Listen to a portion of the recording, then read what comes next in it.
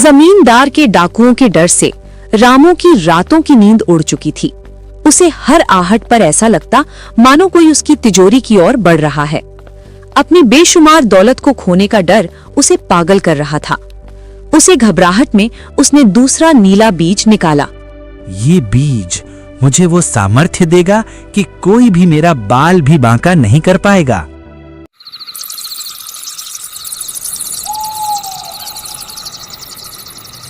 रामू ने बड़बड़ाते हुए महल के बगीचे में उस बीज को बो दिया। जैसे ही बीज मिट्टी में गया, उसमें से नीली लपटें निकली और एक बेल दीवार पर चढ़ने लगी।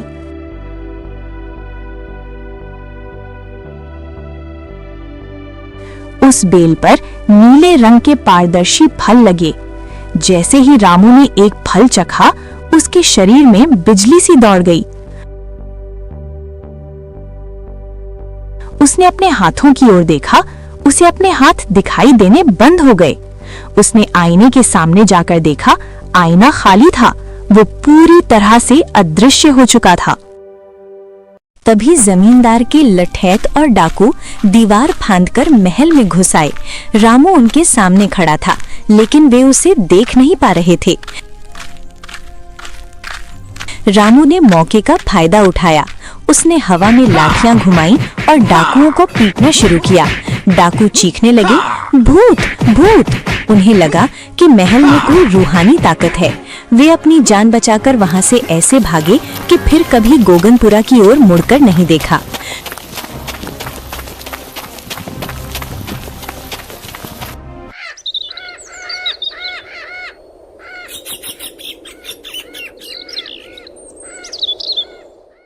शुरुआत में रामू ने इस शक्ति का उपयोग अपनी रक्षा के लिए किया, लेकिन धीरे धीरे उसके मन का विकार बढ़ने लगा।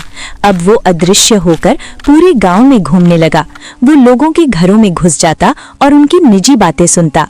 एक दिन वो अदृश्य होकर चौपाल पर पहुंचा। वहां वही बुधिया और गांव के अन्य किसान बैठे थे। एक किसान ने कहा, रामू से तो भला वो गरीबी का दिन ही था। कम से कम वो इंसान तो था। अब तो वो सोने का पुतला बन गया है। बुधिया ने लंबी सांस भरकर कहा, पैसा आने से आदमी बदलता है, पर रामू तो मर ही गया है। अब जो महल में रहता है वो तो कोई और ही अहंकारी जीव है। ये सुनकर रामू को क्रोध आया। उसने अदृश्य रहकर ही बुधिया की लाठी खींचकर फेंक दी और उसे धक्का दे दिया। बेचारा बुधिया समझ ही नहीं पाया कि उसे किसने धक्का मारा।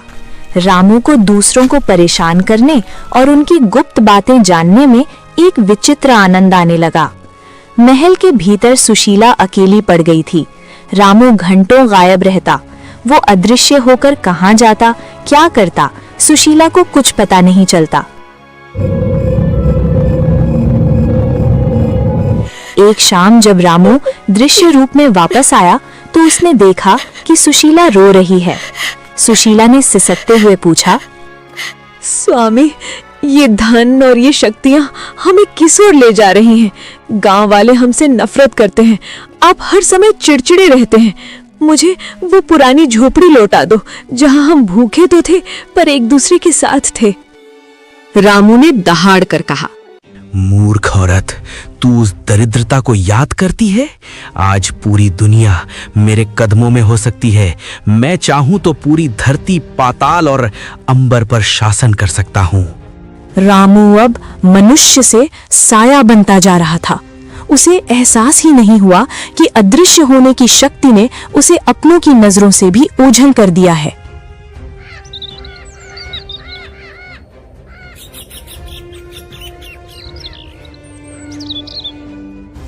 तभी प्रकृति ने अपना खेल दिखाया। गांव में एक भयानक महामारी फैली। देखते ही देखते लोग बीमार पड़ने लगे।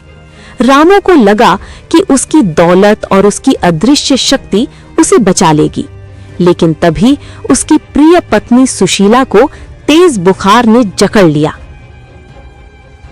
रामू अदृश्य होकर बड़े बड़े वैद्यों के पास गया। उनके नुस्खे चुरा लाया। सोने की अशर्फियां उनके बिस्तरों पर छोड़ आया ताकि वे उसके महल आएं, लेकिन कोई भी दवा काम नहीं कर रही थी। सुशीला की हालत बिगड़ती जा रही थी। रामू उसके पास बैठा रहता, उसे छूता, लेकिन सुशीला को महसूस ही नहीं होता कि उसके पास कौन है, क्योंकि रामू अक्सर अहंकार में अदृश्य ही रहता था। रामू को समझ आया कि अदृश्य होने का अर्थ है अस्तित्वहीन होना। जब आपकी जरूरत हो और आप दिखाई न दें, तो वो शक्ति नहीं, श्राप है। महल की ऊंची दीवारों के भीतर जहां कभी उत्सवों की गूंज होनी चाहिए थी, अब वहां केवल सुशीला की भारी सांसों की आवाज सुनाई दे रही थी। रामू, जो कभी खुद को देवताओं के समान शक्तिशाली समझने लगा था, आज अपनी बेबसी पर आंसू बहा रहा था। उसके पास सोने के अंबार थे, वो अदृश्य होकर काल को भी चकमा देने की सोच सकता था, लेकिन वो अपनी पत्नी की आंखों से मौत का साया नहीं हटा पा रहा था।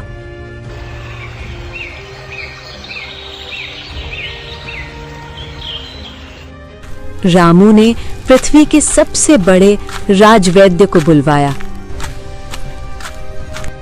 वैद्य ने सुशीला की नब्ज जांची और सिर झुका लिया। सेठ जी, ये कोई साधारण बीमारी नहीं है।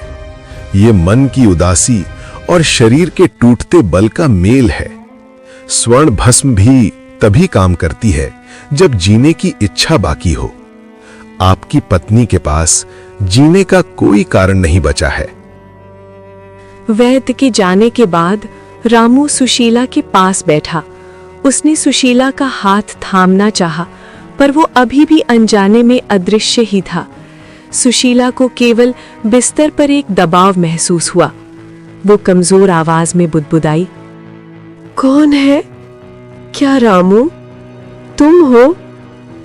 काश मरने से पहले मैं एक बार तुम्हारा वो पुराना चेहरा देख पाती, बिना इस मुकुट के, बिना इस अहंकार के साए के।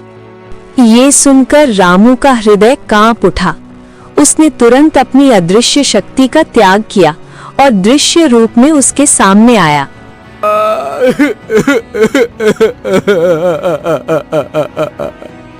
सुशीला, देखो मैं यही हूँ, मैं सब ठीक कर दूंगा। बस तुम हार मत मानना, अपने जीने की इच्छा का मत त्याग करना। मैं पहले जैसा ही बन के दिखाऊंगा सुशीला। सुशीला की धुंधली आंखों में आंसू आ गए। स्वामी, पैसा इंसान को अमीर बना सकता है, पर बड़ा नहीं। आपने दुनिया जीतनी चाहिए और अपनों को खो दिया। बाहर गांव वाले मर रहे हैं, अकाल ने सबका गला घोट दिया है और हम इस सोने के पिंजरे में कैद हैं। रामू महल की छत पर गया। वहां से उसे पूरा गांव दिखाई दे रहा था, वो गांव जो कभी हंसता खेलता था, अब शमशान जैसा लग रहा था। उसे अपनी गलती का एहसास हुआ। मैंने साधु के वरदानों का उपयोग केवल स्वयं के लिए किया था। मैंने सोना मांगा ताकि मैं अमीर हो सकूं। मैंने अदृश्य होना मांगा ताकि मैं सुरक्षित रह सकूं। मैंने कभी दूसरे के बारे में नहीं सोचा। तभी रामू को साधु के वे शब्द याद आए, वरदान का फल तुम्हारी नीयत पर निर्भर करेगा। रामू की नीयत स्वार्थी थी, इसलिए उसका सोना उसके लिए बोझ बन गया और उसकी शक्ति उसे अकेला कर गई। रामू चीख चीख कर रोने लगा।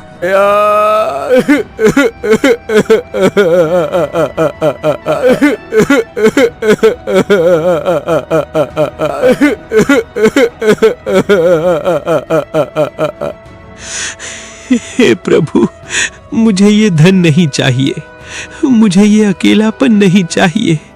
मुझे मेरा वो पुराना स्वभाव लौटा दो, जहां मेरे पास रोटी कम थी पर दिल बड़ा था। पूरी रात रामू जागता रहा। उसने तय किया कि वो अब अपनी शक्तियों का उपयोग अपने लिए नहीं करेगा। उसने महल के द्वार खोल दिए, मुनीम को आदेश दिया कि जितना भी अनाज और धन गोदामों में है वो गांव वालों में बांट दिया जाए। लेकिन केवल धन बांटने से समस्या हल नहीं होने वाली थी। धरती अभी भी प्यासी थी और सुशीला की सांसें अभी भी उखड़ रही थीं। अब उसके पास केवल एक ही रास्ता बचा था, तीसरा और अंतिम बीज। वो जानता था कि ये उसका आखिरी मौका है। अगर इस बार भी उसने कोई गलती की तो न केवल सुशीला बल्कि वो खुद भी इस पाप की अग्नि में भस्म हो जाएगा। वो डरा हुआ था। उसने कांपते हाथों से अपनी झोली से वो तीसरा सफेद बीज निकाला। वो बीज चंद्रमा की तरह शीतल रोशनी दे रहा था। रामू उसे लेकर अपने उस पुराने सूखे खेत की ओर भागा जहां से ये सब शुरू हुआ था। क्या रामू तीसरे वरदान के योग्य था? क्या साधु उसे माफ करेंगे? आखिर रामू तीसरे बीज का उपयोग कर पाएगा या नहीं? सुशीला और पूरे गांव का क्या हुआ? ये सब अगली कड़ी में देखेंगे।